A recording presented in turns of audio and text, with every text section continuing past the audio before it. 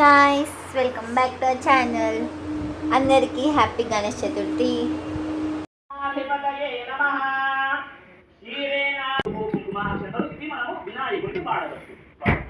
ముందుగా నీళ్లతోని అభిషేకం చేయండి.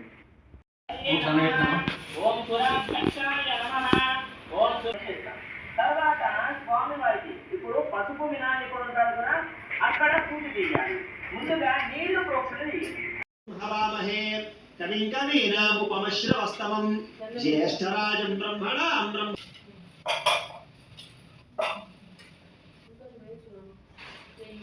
పుష్పం తీసుకుని ఎదురుగా ఉండే పసుపు వినాయకుడు వేసి నమస్కారం చేయండి. ముందుగా మనం పసుపు వినాయకుడు పూజ చేసుకోవాలి, ఆ తర్వాత మనం మట్టి వినాయకుడిని పూజ చేసుకోవాలి. కాబట్టి పసుపు వినాయకుడి దగ్గర పూజ అంతా కూడా ఓ పసుపు వినాయకుడి దగ్గర పెట్టి నమస్కారం చేసుకోండి.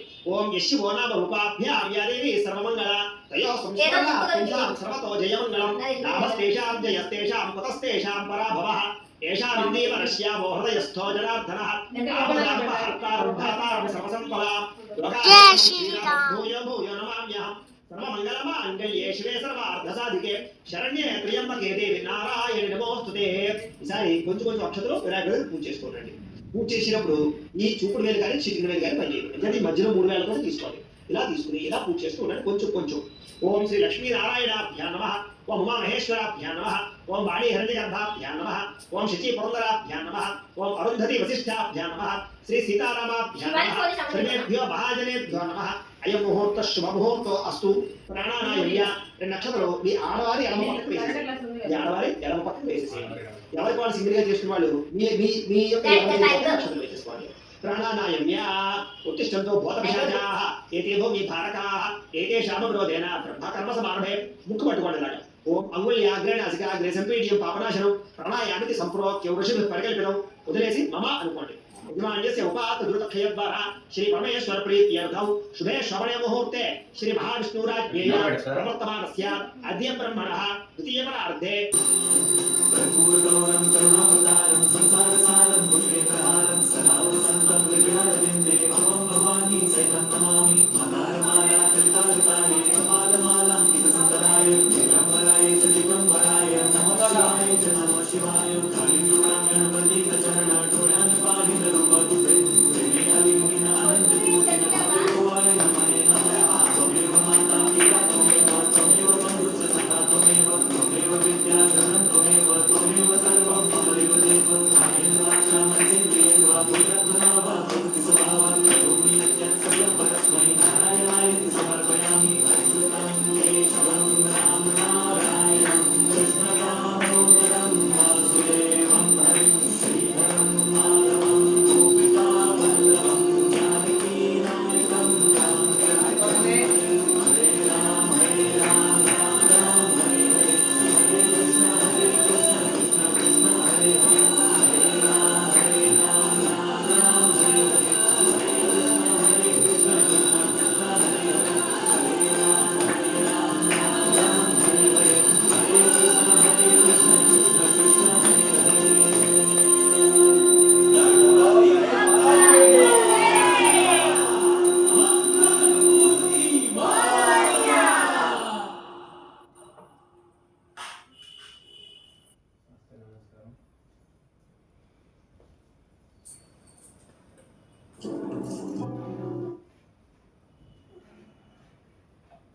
As usual.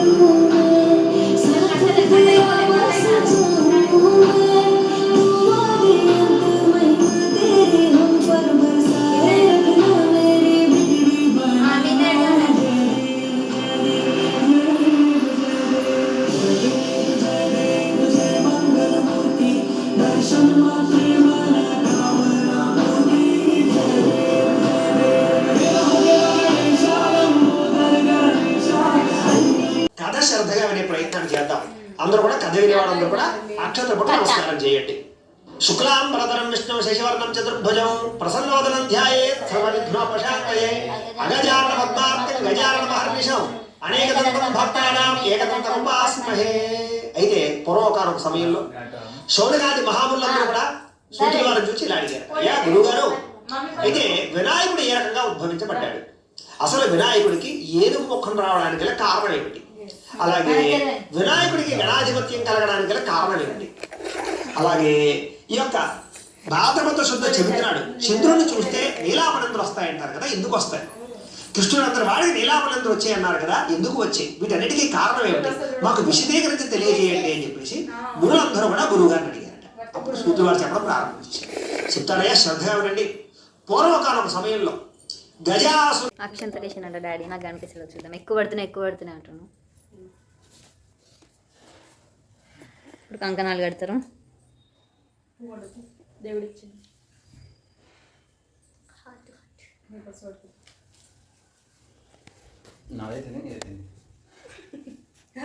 డాడీ చూడు, డాడీ చూడు,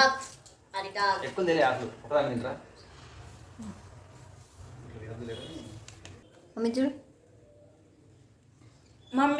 మమ్మీని ఎత్తింది ఎందుకట్లా పెట్టింది.